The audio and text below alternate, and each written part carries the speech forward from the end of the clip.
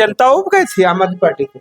जनता उब नहीं गई थी। जनता इनकी काली करतूतों से, इनके भ्रष्टाचार से, इनके दिखावेपन से, इनके घमंड से जनता ने इनको ये सबक सिखाया है निश्चित रूप से कहीं ना कहीं। और जो ये वोट पाए हुए हैं आज की तारीख में, जो इनके पास सीटें हैं, ये सारी सीटें जो है कहीं ना कहीं से जो एंटी बीजेपी वोट है केवल उसका सेंट्रलाइजेशन इनके पास हुआ है।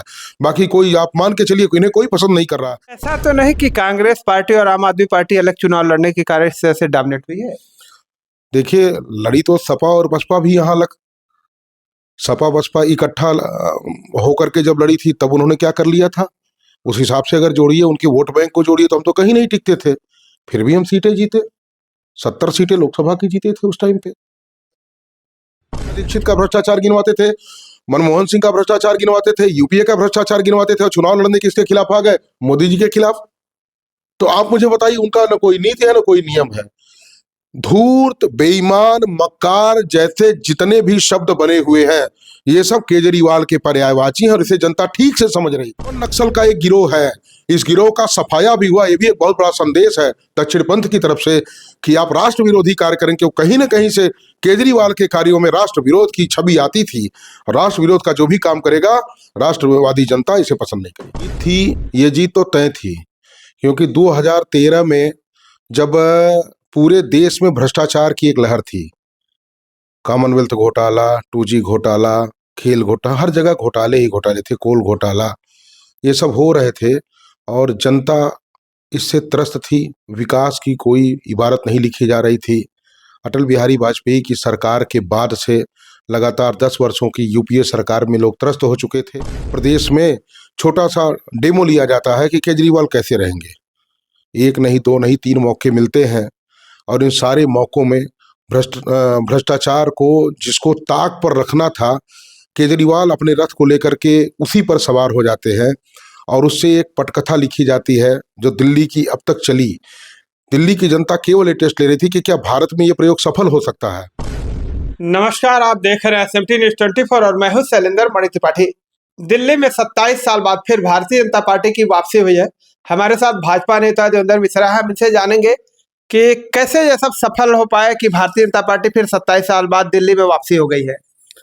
सबसे पहले दिल्ली की जनता को, मिल्कीपुर की जनता को बहुत बहुत बधाई। इन दोनों लोगों ने राष्ट्रवाद की दिशा में और अपने विकास के लिए कदम बढ़ाया है।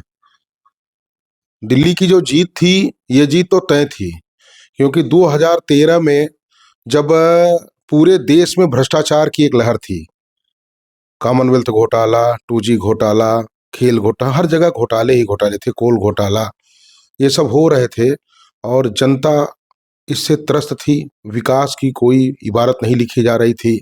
अटल बिहारी वाजपेयी की सरकार के बाद से लगातार 10 वर्षों की यूपीए सरकार में लोग त्रस्त हो चुके थे और उसमें केजरीवाल केंद्र में आते हैं। जनता ने लिटमस टेस्ट के नाते उन्हें दिल्ली की गद्दी पर बैठाती है, प्रचंड बहुमत देकर बैठाती है, जो राजनीतिक शुचिता की बात करते हैं, जो भ्रष्टाचार मुक्त भारत की बात करते हैं। और एक छोटी से प्रदेश में छोटा सा डेमो लिया जाता है कि केजरीवाल कैसे रहेंगे। एक नहीं, दो नहीं, 3 मौके मिलते हैं और इन सारे मौकों में भ्रष्टाचार को जिसको ताक पर रखना था, केजरीवाल अपने रथ को लेकर के उसी पर सवार हो जाते हैं और उससे एक पटकथा लिखी जाती है जो दिल्ली की अब तक चली। दिल्ली की जनता केवल ये टेस्ट ले रही थी कि क्या भारत में ये प्रयोग सफल हो सकता है। वो प्रयोग सफल नहीं हुआ।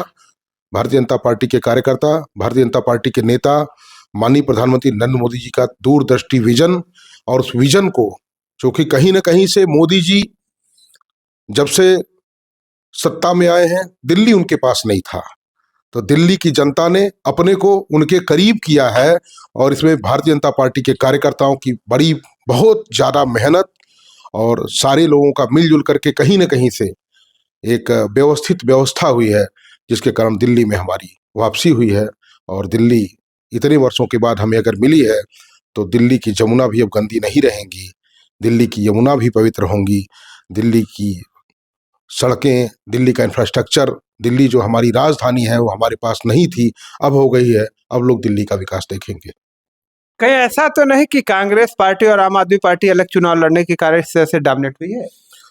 देखिए, लड़ी तो सपा और बसपा भी यहाँ सपा बसपा इकट्ठा होकर के जब लड़ी थी तब उन्होंने क्या कर लिया था, उस हिसाब से अगर जोड़िए, उनके वोट बैंक को जोड़िए, तो हम तो कहीं नहीं टिकते थे। फिर भी हम सीटें जीते, 70 सीटें लोकसभा की जीते थे उस टाइम पे, सारी 72 सीटें जीते थे। तो आप ये मान करके चलिए कि ये इकट्ठे भी रहते। जनता की एक स्ट्रेटजी होती है, हमें वोट कहाँ देना है। आप पूरे वोटों को अपने ट्रांसफर नहीं कर सकते किसी से अलायंस बना करके। जनता का मत जहां जाता वहां जाता है। कोई जरूरी थोड़ा नहीं कि कांग्रेस के लोग आपको पसंद करें। क्या आपके जनता उब गई थी आम आदमी पार्टी से? जनता उब नहीं गई थी। जनता इनकी काली करतूतों से, इनके भ्रष्टाचार से, इनके दिखावेपन से, इनके घमंड से जनता ने इनको ये सबक सिखाया है निश्चित रूप से कहीं ना कहीं। और जो ये वोट पाए हुए हैं आज की तारीख में, जो इनके पास सीटें हैं, ये सारी सीटें जो है कहीं ना कहीं से जो एंटी बीजेपी वोट है केवल उसका सेंट्रलाइजेशन इनके पास हुआ है। बाकी कोई आप मान के चलिए इन्हें कोई पसंद नहीं कर रहा। अरे जिसका चीफ हार जाए, नंबर 2 मनीष सिसोदिया हार जाए, सौरभ भारद्वाज हार जाए, आधी करने आप उस आप को देखिए जो आप स्थापित हुआ था 2013-14 में। आज उस आप के कितने नेता इनके पास रह गए हैं। ये अर्बन नक्सल का एक गिरोह है। इस गिरोह का सफाया भी हुआ। ये भी एक बहुत बड़ा संदेश है दक्षिणपंथ की तरफ से कि आप राष्ट्र विरोधी कार्य करें, क्यों कहीं ना कहीं से केजरीवाल के कार्यों में राष्ट्र विरोध की छवि आती थी। राष्ट्र विरोध का जो भी काम करेगा, राष्ट्रवादी जनता इसे पसंद नहीं करेगी। तो अगर राष्ट्र विरोधी कार्य करते तो पंजाब में इनकी सरकार कैसे बनती? देखिए, अब तो पंजाब का ही नंबर है ना। वो बताया ना मैंने, सरकार ऐसे ही बनी। वो तो गुजरात में भी सरकार बना रहे थे। वो विजन लेकर के आए। वो तो शीला दीक्षित का भ्रष्टाचार गिनवाते थे, मनमोहन सिंह का भ्रष्टाचार गिनवाते थे, यूपीए का भ्रष्टाचार गिनवाते थे, और चुनाव लड़ने किसके खिलाफ आ गए? मोदी जी के खिलाफ। तो आप मुझे बताइए, उनका न कोई नीति है न कोई नियम है। धूर्त, बेईमान, मक्कार जैसे जितने भी शब्द बने हुए हैं, ये सब केजरीवाल के पर्यायवाची हैं और इसे जनता ठीक से समझ रही थी। लेकिन इस मक्कारी को इस जनता ने जो 10 वर्षों तक देखा है, उसको उखाड़ करके फेंक दिया। मिल्कीपुर में भारतीय जनता पार्टी की प्रचंड जीत हुई है, 61,000 मतों से प्रत्याशी विजयी हुआ है। भाई, जो लोग अयोध्या का राजा स्वयं को कहने लगे थे, उनका ये तो होना ही था। मैं तो शुरू से कहता हूं, अयोध्या के राजा राजा रामचंद्र हैं। राजा तो वही है। तो राजा जो भी थे, चाहे दिल्ली के राजा, चाहे अयोध्या के राजा, जनता ने बताया कि राजा कौन है। और कहीं सही मायनों में राजा तो जनता होती है। जनता ने अपना निर्णय सुना दिया, जनता ने इन्हें समाप्त किया। और ये एक संदेश है। आज हम 19 राज्यों में हैं, भारतीय जनता पार्टी। नरेंद्र मोदी का कुशल नेतृत्व, नरेंद्र मोदी की गारंटी, ये 2 शब्द ऐसे हैं जो गारंटी की गारंटी, यानी गारंटी की परिभाषा ने बाकी गारंटियां नहीं चल रही हैं, लेकिन नरेंद्र मोदी की गारंटी ही आज के तारीख में 100% शुद्ध गारंटी है। अगर गारंटी है तो वो मिलेगी। तो मोदी जी ब्रांड है, मोदी जी गारंटी है, और मोदी जी के नाम पर ही ये सारी चीजें संभव हो रही हैं। और भारतीय जनता पार्टी का विजय रथ बढ़ता जा रहा है और कमल खिल रहा है, कमल खिलेगा। हम 19 राज्यों में हैं। हमें जो मलाल है, जिन राज्यों में अभी हम नहीं आ पाए हैं, निश्चित रूप से इस 5 वर्षों मोदी जी के कार्यकाल में हम वहां तक भी ठीक से पहुंचेंगे और अपनी सरकार बनाएंगे। क्या मानते हैं जिन राज्यों में आप नहीं पहुंच पाए हैं, क्यों पीछे हैं? देखिए, भारत विविधताओं का देश है। आसाम में दूसरी भाषा बोली जाती है। पूर्वोत्तर की संस्कृति दक्षिण की संस्कृति से पूर्णतया अलग है। यहाँ इस देश में इतनी भाषाएं हैं, इतनी विविधताएं हैं।